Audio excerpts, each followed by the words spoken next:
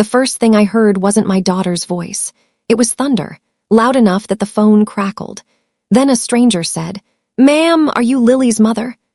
I was standing inside a military operations tent overseas, boots still muddy from patrol, headset half off my ear.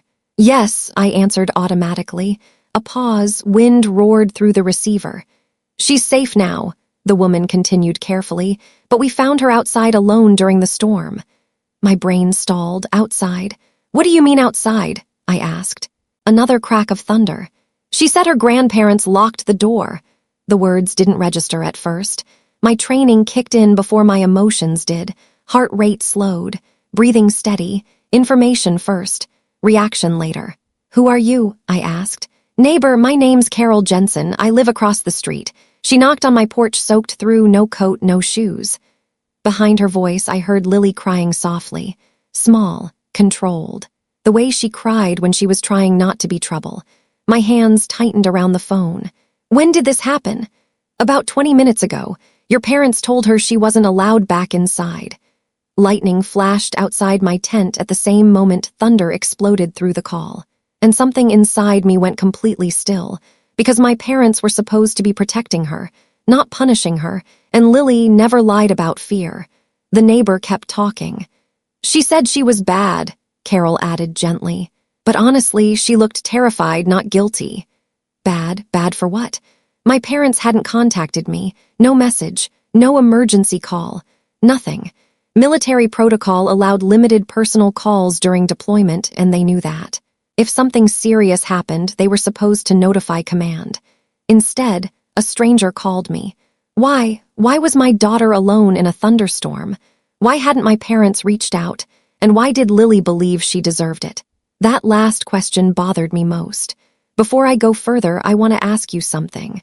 Where are you listening from tonight? Comment below what time is it. If you've ever had to stay calm while something inside you was breaking, you'll understand why I didn't panic on that call. And if stories about real family dynamics and quiet justice resonate with you, you can subscribe and stay with me here. It's free and will only take a moment of your time. Because what happened next wasn't a single bad decision. It was something much deeper. My name is Darcy Hale. I was 31 then. Army First Lieutenant. Logistics officer. Not combat arms, but deployment still meant long months away from home. My daughter Lily was 8. Thoughtful kid. The kind who apologized when other people bumped into her. Before deployment, I had exactly one fear, leaving her behind. Her father wasn't in the picture. My parents volunteered immediately. "We raised you just fine," my mother said. "She'll be safer with family." At the time, it felt logical. Stable suburban home, good school district, familiar environment. My younger sister Rachel and her son Ethan also lived nearby, which meant Lily would have a cousin her age. Everything looked ideal. I created binders before leaving. School contacts, medical permissions, therapist info, emergency, procedures, military planning never leaves gaps. Or at least, I thought it didn't. The first months of deployment were normal, weekly video calls. My mother smiling beside Lily, Dad asking about my work, Ethan occasionally popping into frame. Lily always said the same thing, "I'm okay, Mom." And I believed her, because nothing seemed wrong. Until the storm. Looking back, the signs were subtle, tiny changes. One call, Lily spoke less.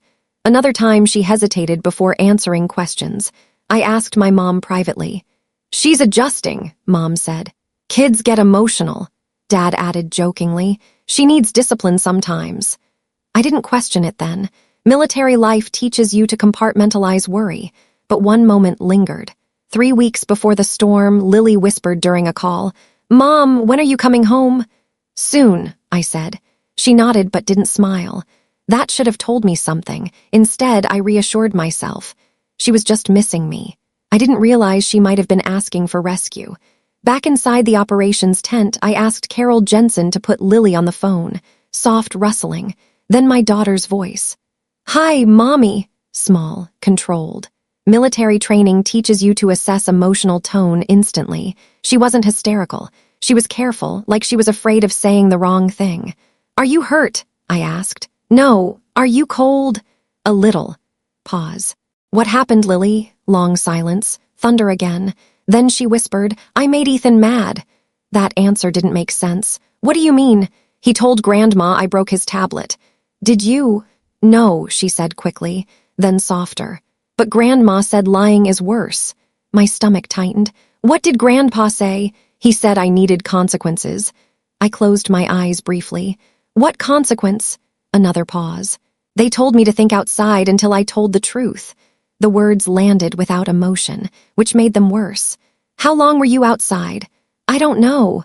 Carol's voice returned gently. "She'd been out at least 30 minutes when I found her." 30 minutes, in a thunderstorm, barefoot, 8 years old. Something cold settled inside me. Not rage, not yet. Assessment. I ended the call and immediately contacted my parents. My father answered. "What's going on?" I asked, his tone annoyed. "We handled it. You locked Lily outside. She needed discipline. It was storming. She wasn't in danger." I inhaled slowly, military calm. "Why didn't you call me?" "You're deployed," he said sharply. "We didn't want to distract you with parenting decisions." Parenting decisions. I heard my mother in the background. "She has to learn accountability," Mom added. "For something she didn't do," Dad sighed. "She refused to admit it." The certainty in his voice chilled me. They weren't apologetic. They believed they were right. After the call ended, I sat alone in the tent, generators humming, maps glowing under dim lights. Two thoughts repeated. My daughter was punished for something she didn't do, and she believed she deserved it. That second realization hurt more, because children don't internalize guilt overnight. It builds. Slowly, repeatedly, which meant this wasn't the first incident. Military protocol requires reporting family emergencies affecting dependents. I contacted my commanding officer. Captain Morales listened carefully, then asked one question. "Lieutenant, do you believe your child is safe?" I hesitated, and that hesitation answered for me. Within hours, Red Cross notification procedures began. Emergency leave evaluation, something rarely granted quickly. Morales looked at me before dismissing me. "You're very calm."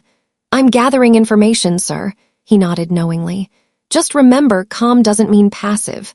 While paperwork processed, Carol Jensen texted updates.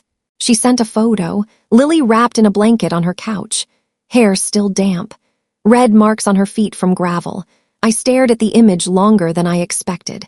Then another message arrived. "This isn't the first time they've punished her outside." My pulse slowed further. "What do you mean?" I typed. Carol replied, "I've seen her sitting on the porch alone before, thought it was timeouts, plural." The narrative shifted instantly. This wasn't a single overreaction, it was a pattern. Then my inbox chimed. An unexpected email from Lily's school counselor. Subject line, "Concern regarding Lily Hale." I opened it. "Lieutenant Hale, I attempted contacting your parents previously but wanted to ensure you were informed. Lily has reported feeling unwanted at home and frequently blamed for conflicts involving her cousin." My hands froze over the keyboard. Frequently blamed. Scapegoated. The counselor continued. "She minimizes incidents and appears fearful of causing trouble." A slow realization formed. My parents hadn't just disciplined Lily. They had rewritten her role in the household. She was the problem child, the outsider, the convenient blame. 3 hours later, emergency leave was approved.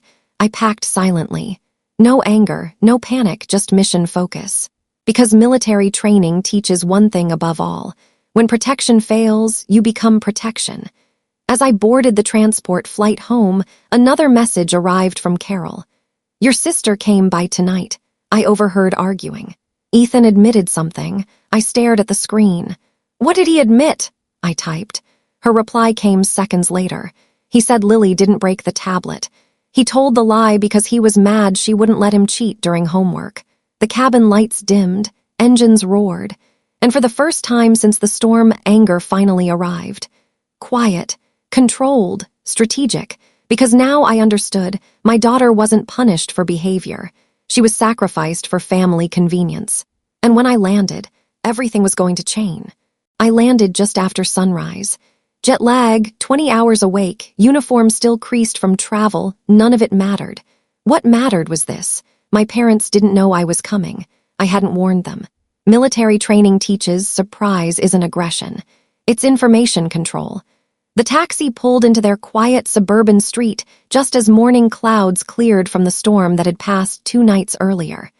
Everything looked normal. Sprinklers running, mailboxes upright, a neighbor walking a golden retriever. No sign that an 8-year-old had stood barefoot outside in lightning. That contrast unsettled me more than anything. Because abuse rarely looks dramatic from the outside. It looks ordinary. I stepped out of the car and walked toward the front door. Before I knocked, I heard voices inside. My mother, my sister Rachel, and my father. Low, urgent. I paused automatically, not eavesdropping emotionally. Assessing. "She can't find out like that," my mother whispered. Rachel answered tense. "Then stick to the story," my father said firmly. "We agreed." Lily ran off. "That's all she needs to know." My hand froze inches from the door. Ran off. A cold realization slid into place. They weren't just minimizing what happened.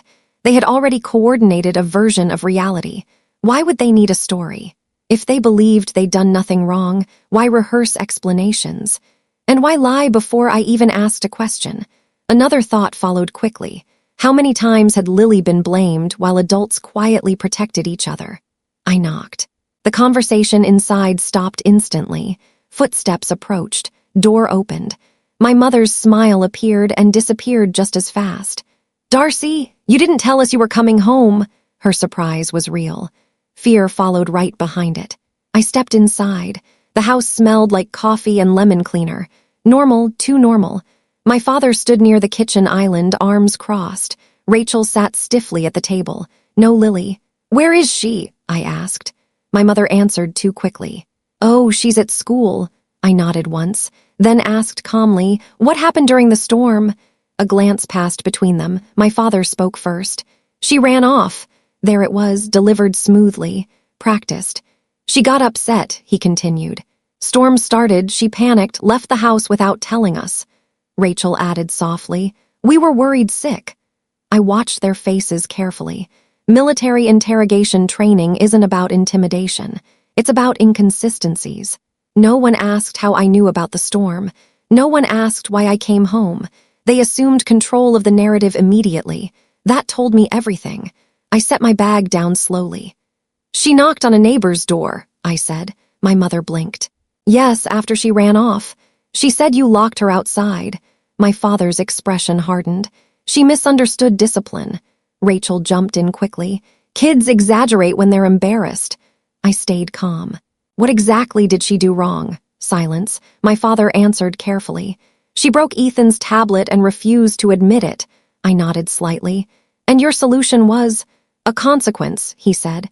"You said she ran away." Another silence. My mother stepped closer. "Darcy, you just got home. You're tired. Let's not make this bigger than it was." Bigger. That word echoed. Because minimizing is often the final stage of coordinated denial. 2 internal thoughts formed. They think emotional pressure will end this conversation. They still believe I'm the child here. I realized something important in that moment. They weren't lying impulsively. They were protecting a system. Rachel protecting her son. My parents protecting their authority. Everyone preserving comfort, except Lily. She carried the consequences alone. And suddenly the storm felt less like punishment and more like a message. The front door opened again. Ethan walked in, backpack half unzipped. He froze when he saw me. "Aunt Darcy." His voice held nervous energy. Kids don't lie well under pressure. I knelt to his level. "Hey, buddy." He glanced at Rachel immediately. That glance said more than words. "Can you tell me what happened with the tablet?" I asked gently. Rachel stood quickly. "He doesn't need to be involved." "I'm asking him." Ethan swallowed. I don't remember." My father stepped forward. "That's enough questioning." And that confirmed it. Adults interrupt when truth gets close. Dialogue intensifies. I stood slowly. "I spoke to Mrs. Jensen." My mother's shoulders tightened.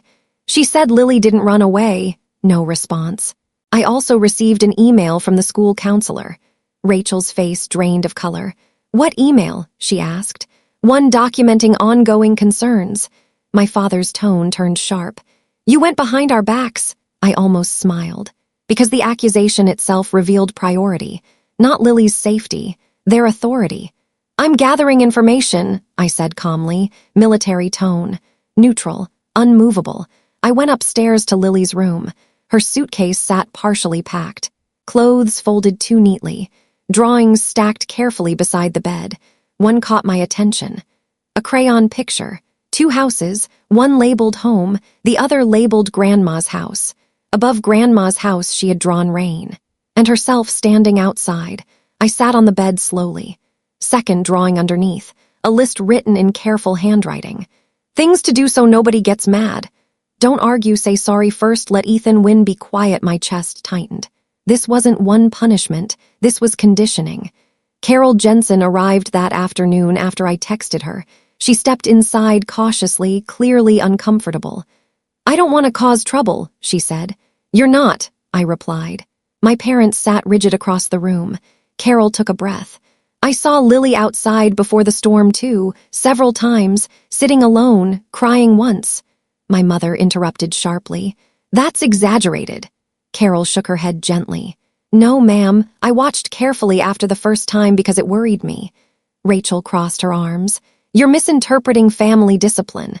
Carol's voice stayed calm. "I'm a retired teacher. I know the difference between discipline and isolation." The air changed. Truth spoken plainly often feels louder than yelling. Up to this point, part of me wanted misunderstanding. Different parenting styles, overreaction. But patterns remove doubt. Multiple incidents, school reports, neighbor observations, coordinated lie. This wasn't misjudgment, it was scapegoating. And then it hit me fully. They didn't throw Lily outside because she broke something. They needed someone to blame when Ethan caused problems. Lily was easier, quieter, more compliant, not biologically, theirs, in the same way Ethan was Rachel's child. She became the emotional pressure valve of the household. Every conflict redirected toward her. The storm was simply the moment it became visible. My daughter had been surviving inside a narrative created by adults, and they expected me to accept it. I didn't argue anymore. That surprised them. I softened my tone. "You're right," I said calmly. "Maybe I overreacted." My mother visibly relaxed. My father nodded approvingly. Rachel exhaled. They mistook restraint for surrender. Good. Because military training teaches, when opposition believes conflict ended, you gain operational freedom. That evening, I quietly began documenting everything. Photographs of Lily's drawings, copies of counselor emails, neighbor statement recorded with permission, timeline reconstruction. Then I made one phone call they never expected. Child Protective Services, not in anger, in procedure. I reported concern and requested welfare evaluation. The agent asked carefully, "Do you believe your child may be unsafe?" I answered evenly.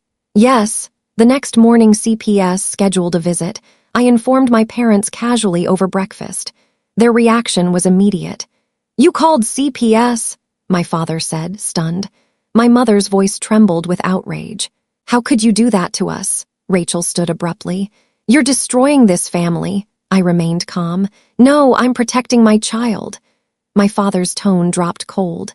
"If investigators ask, we will tell them Lily ran away." There it was again. The agreed story, rehearsed, maintained, even now. And suddenly I understood the hidden mystery layer completely. They weren't denying reality because they believed it. They were protecting each other from accountability. That afternoon, a CPS vehicle pulled into the driveway. A woman stepped out holding a folder thicker than expected. She introduced herself calmly. "Miss Hale, we've received multiple prior concerns regarding this household." Multiple. Not one, not new. My parents stared at her in shock, because they thought the storm was an isolated incident. They didn't realize the system had already been watching. And as the investigator opened her folder, I saw school reports, neighbor notes, and incident logs I had never known existed. The truth wasn't just coming out. It had been quietly building for months. The CPS investigator didn't sit right away.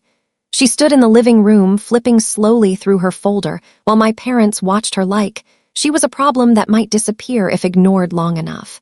Her name was Miss Alvarez. Calm voice, neutral posture, no judgment visible. the kind of professional who already knew more than she needed to say. "I'd like to speak with everyone separately," she said. My mother forced a polite smile. "Of course. We have nothing to hide." The words sounded confident, but her hands were trembling slightly. I noticed because military training teaches observation first, reaction second. Miss Alvarez looked at me. "Lieutenant Hale, thank you for contacting us." That small acknowledgement shifted the power dynamic immediately. This wasn't a family disagreement anymore. It was documentation. She began with my parents. The rest of us waited in the kitchen. Rachel paced. Dad stared out the window. No one spoke for nearly 10 minutes. Finally, Rachel turned to me. "You went nuclear over one misunderstanding." I kept my voice even. "If it was one misunderstanding, the investigation will confirm that." She crossed her arms. "You embarrassed Mom and Dad." I thought carefully before answering. "I didn't call CPS to embarrass anyone."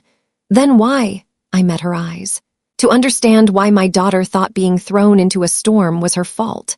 Rachel looked away first. That told me more than denial ever could. Internal reflection, I noticed something important then. No one asked how Lily felt. Every concern centered on reputation. That was the pattern, always had been. Miss Alvarez returned 40 minutes later. Her expression hadn't changed, but she opened the folder wider this time. "I want to clarify something," she said. "This referral is not the first concern connected to this household." My father straightened. "What concerns?" She began reading calmly. 3 school counselor incident notes over 6 months. My mother's smile faded. 2 neighbor welfare observations. Rachel stopped pacing. And 1 anonymous report regarding unequal treatment between children. Silence dropped heavily into the room. I hadn't known about the anonymous report, which meant someone else had noticed long before me. Miss Alvarez asked to speak with Lily alone. I walked her to the school counselor's office where Lily had been waiting.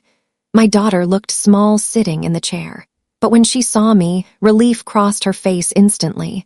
Not excitement, relief. That difference hurt more than anything.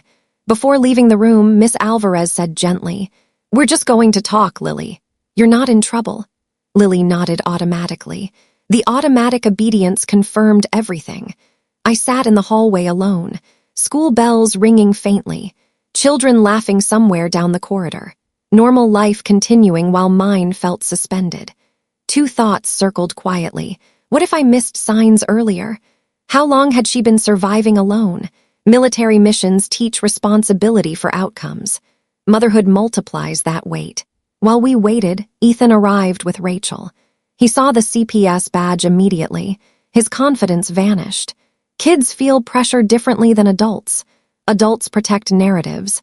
Kids protect truth until fear outweighs loyalty. Miss Alvarez invited him into another room. 10 minutes passed, then 15. Rachel grew visibly anxious. Finally, the door opened. Ethan walked out crying. Rachel rushed forward. "What happened?" He buried his face against her shoulder. "I didn't mean it," he said. The hallway went completely silent. Miss Alvarez spoke calmly. "Ethan clarified that Lily did not break the tablet."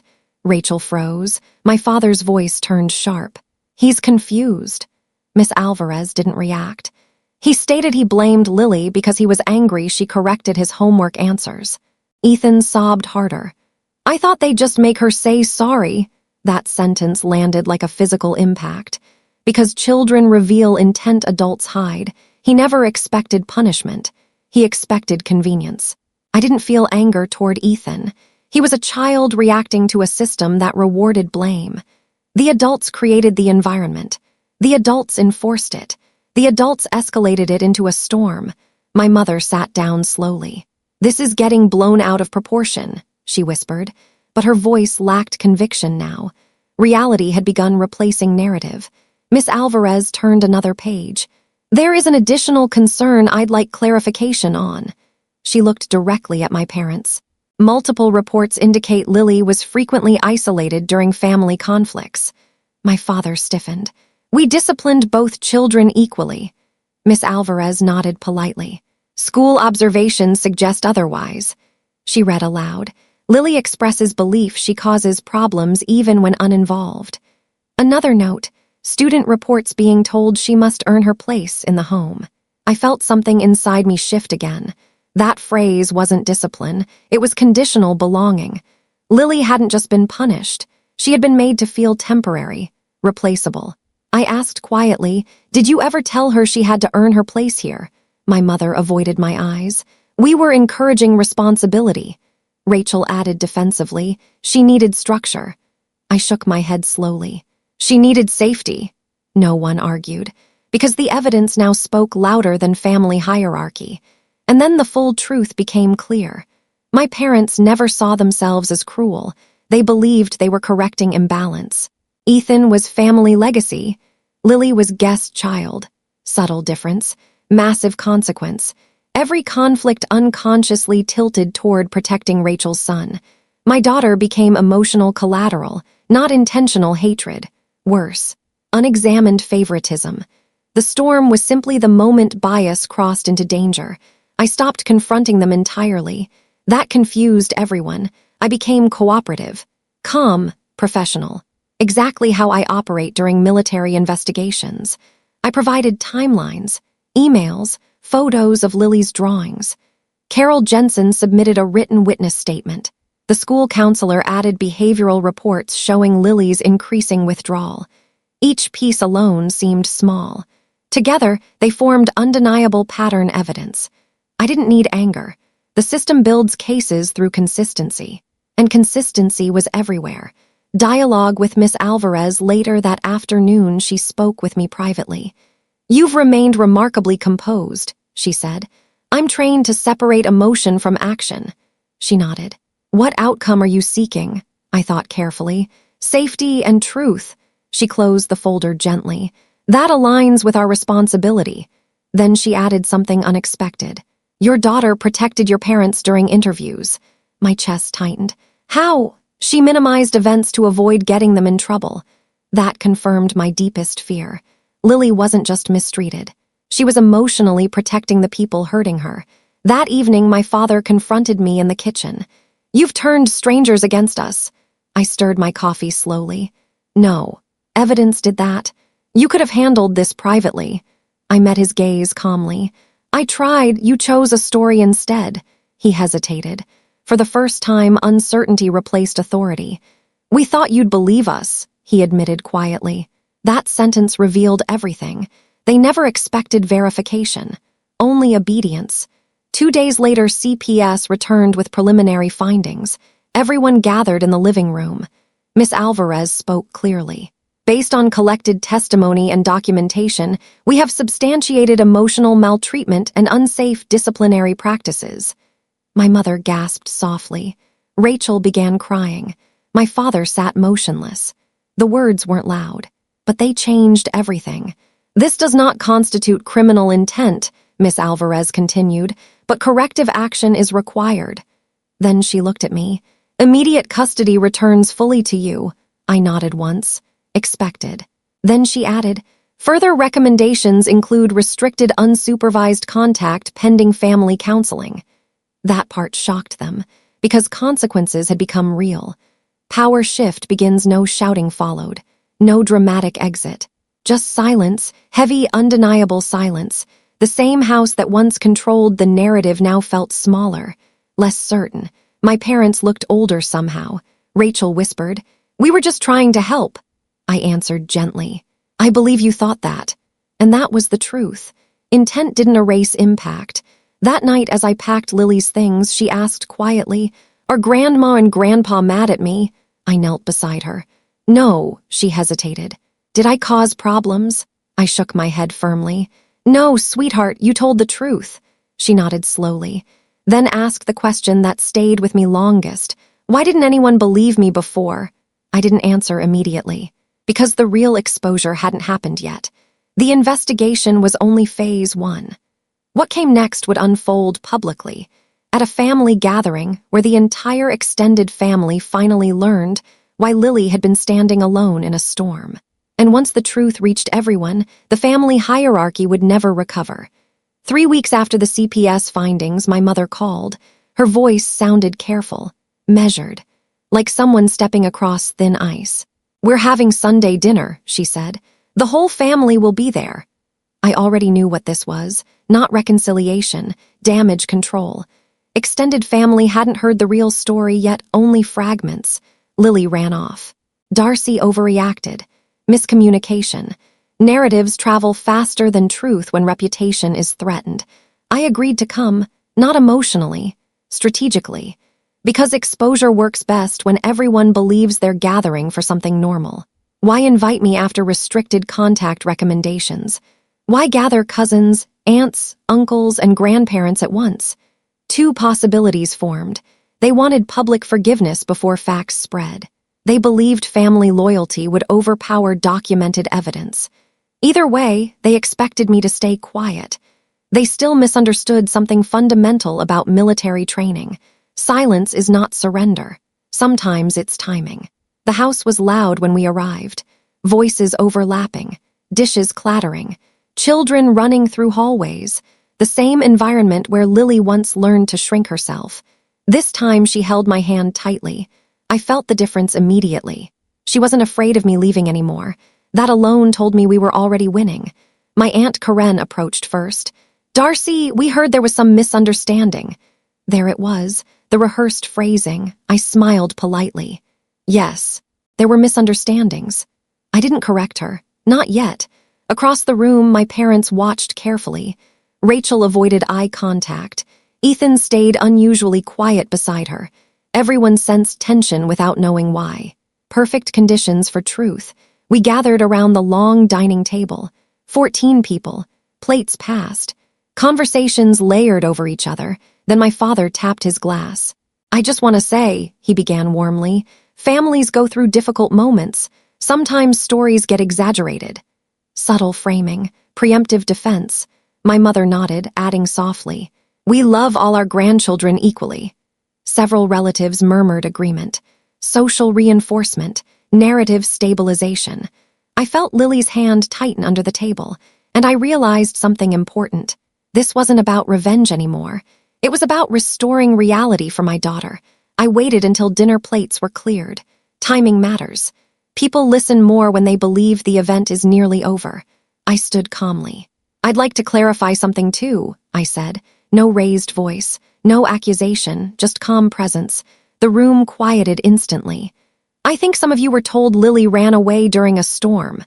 Several heads nodded. My aunt said gently, "Kids panic sometimes." I nodded. "That's true."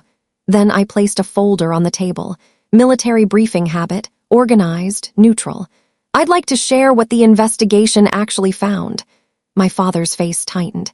"Darcy, this isn't necessary." I met his eyes calmly. "It is for Lily." Silence fell deeper. I opened the folder, not dramatically, methodically. "Child Protective Services conducted independent interviews," I said.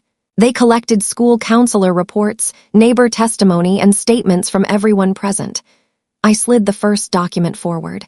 "Lily did not run away." Murmurs spread. Rachel shifted in her seat. I continued. "She was locked outside as punishment for breaking a tablet." Pause, then, "The tablet Ethan later admitted he broke himself." Gasps. Someone whispered, "What?" Ethan stared at his plate. Rachel's voice cracked. "He didn't mean—" I raised a hand gently. "I'm not blaming Ethan. He told the truth when asked." That mattered. No villainization, only facts. Uncle Mark leaned forward. "You're saying she was outside intentionally?" "Yes." "In the storm?" "Yes." My mother spoke sharply. "We were teaching responsibility." I nodded calmly. "The investigation categorized it as unsafe disciplinary practice." I slid another paper forward. Official CPS summary. Stamped. Signed. Undeniable. The energy in the room changed instantly. Relatives began reinterpreting past memories. Aunt Karen spoke slowly. "I remember Lily apologizing constantly," another cousin added. "She always gave Ethan her toys." My grandmother whispered, "I thought she was just shy." Pieces connected in real time. What once looked like personality now looked like survival behavior. That is the moment power shifts permanently. Not when truth is spoken, when others recognize it themselves. I took one final breath. There's something else. Every eye turned toward me. Before I returned home, my parents agreed on a story that Lily ran off and planned to tell me that if I asked questions. The room went completely silent. My father stood abruptly. "That's not fair." I didn't interrupt. I simply played a short audio recording. Their voices, clear. "We agreed Lily ran off." No yelling, no interpretation, just reality. The emotional gravity landed instantly.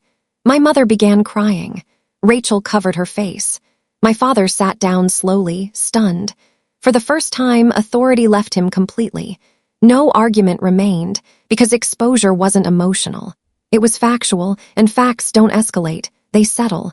I turned gently toward my daughter. "Lily," I said softly, "would you like to tell everyone how you felt that night?" She hesitated. 14 adults watching. Then she spoke quietly. "I thought I wasn't part of the family anymore." Several relatives wiped tears. No anger filled the room, only recognition. And that recognition rewrote the entire family dynamic. After I finished presenting the CPS report, the room stayed silent for only a few seconds. Then my father laughed. Not loudly, not kindly. A short, dismissive laugh. The same one he used when I was a teenager and he had already decided I was wrong. "This," he said, gesturing at the papers, "is ridiculous." The atmosphere shifted instantly. Several relatives exchanged uncomfortable looks. My mother straightened her back. "We disciplined a child," she said firmly. "That's not abuse." Rachel nodded beside her. "Darcy has always been dramatic." I felt Lily's hand tighten in mine, and something inside me changed. Up until that moment, I had still hoped accountability might come naturally. It didn't. They weren't ashamed. They were defending territory. They aren't sorry. They're waiting for the room to side with them. That meant one thing. The exposure wasn't finished. My father looked around the table confidently. "Everyone here knows how kids exaggerate," he said. "We raised 3 children just fine." Uncle Mark hesitated. "Well, if CPS got involved," my father cut him off. "Government overreach," my mother added sharply, "and Darcy disappearing overseas left us cleaning up her parenting failures." The words landed hard. Several relatives shifted uncomfortably. Lily lowered her head. That was the line. They weren't just denying harm. They were rewriting responsibility. I didn't raise my voice. I pulled out my phone. Calmly, deliberately, military briefing posture. "You're right," I said evenly. "Kids sometimes exaggerate." I pressed play. The room filled with sound, my mother's voice. Clear, unfiltered, angry. "Leave her outside. Maybe she'll learn she's not special here." The recording continued. My father's voice followed. "If Darcy asks, she ran off, we stick to that." The sound echoed through the dining room. Forks stopped moving. Breathing slowed. Reality replaced opinion. My mother shot to her feet. "You recorded us?" "Yes, that's betrayal." I met her gaze calmly. "No, that's documentation." My father's face reddened. "You set us up." "I gave you chances to tell the truth." Rachel stood abruptly. "This is humiliating." I nodded slightly. It was humiliating for an 8-year-old to beg to come back inside during lightning. The room went dead quiet. Now relatives weren't neutral anymore. They were recalculating years of memories. Aunt Karen whispered, "Is that why Lily always sat alone at holidays?" Grandmother spoke shakily. "I thought she was shy." Ethan began crying softly. "I didn't know they'd leave her out there." Rachel pulled him close, but even she looked shaken now. Because the narrative shield was gone. Instead of apologizing, my father hardened further. "She needed discipline," he insisted. My mother nodded. "And you're turning family against us for sympathy." There it was, final denial. Total refusal. And strangely, that made everything easier. Because revenge isn't forcing remorse, it's removing power. I opened one final envelope. Legal documents. I slid them across the table. "These are the court recommendations following CPS findings." My father frowned. "What is this?" I answered calmly. "Restricted contact order." My mother's voice rose. "You can't keep our granddaughter from us." I met her eyes steadily. "I already have." Silence crushed the room. I continued. "Effective immediately, all visits require supervision approved by family services." Rachel whispered, stunned. "You actually filed?" "Yes." My father's confidence cracked for the first time. You would legally punish your own parents. I didn't hesitate. I protected my child. Emotional reversal. The power dynamic flipped completely. They were no longer authorities. They were subjects of oversight. Relatives began speaking, not to defend them but to question them. Uncle Mark, why didn't you just admit you went too far? Aunt Karen, she's a little girl. Grandmother shook her head slowly. I never raised you to treat a child like that. Public perception shifted in real time. That was the true exposure moment. I stood, taking Lily's hand. We won't be attending family events for a while, I said calmly. My mother's voice cracked with anger. You're tearing this family apart.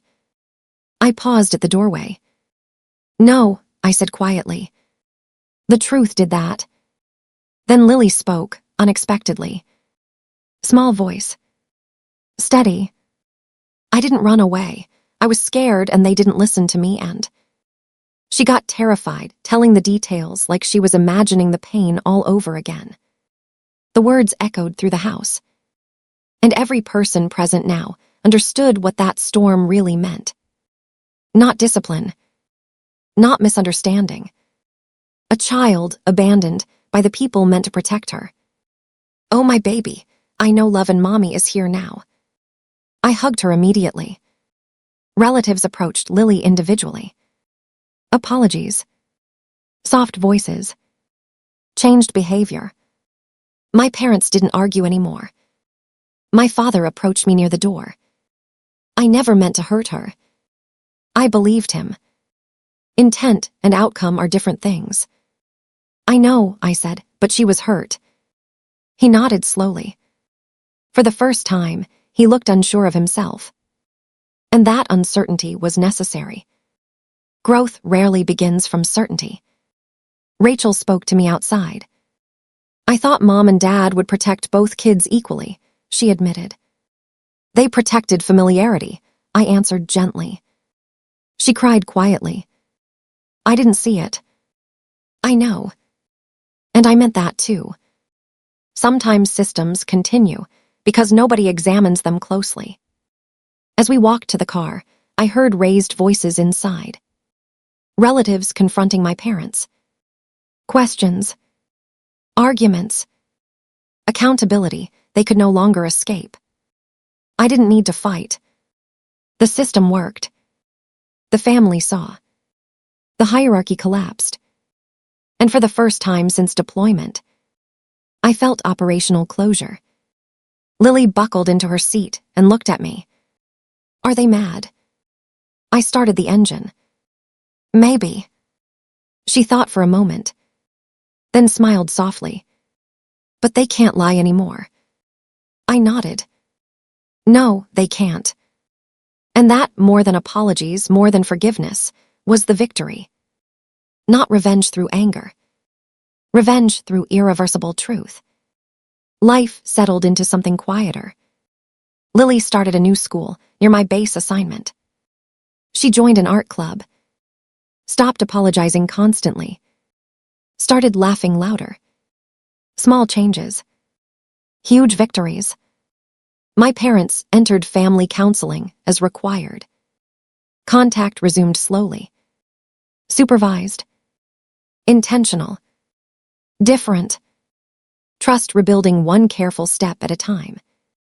Not perfect, but honest. One evening, Lily and I watched rain fall against our apartment window. Thunder rolled softly in the distance. She looked at me. I'm not scared of storms anymore. I asked, why not? She smiled. Because you came back. That was the real ending. Safety restored. Peace replacing confusion. And I realized something quietly powerful. Justice isn't loud. It's the moment a child stops believing they deserve mistreatment. Families are complicated. Sometimes harm happens without anyone believing they're the villain. So I want to ask you, who was really wrong here? Was this cruelty or blind favoritism? Would you forgive the grandparents after something like this? Backhand index pointing right, and if you were in my place, would you have exposed the truth publicly or handled it privately? Tell me in the comments. I read every story you share. And if this one stayed with you, there's another story waiting next. Now, if you have not yet, please hit the subscribe button and be a part of our little family. It means a lot to us. We keep going with bringing new stories every day. Thanks for watching, folks. Have a good day.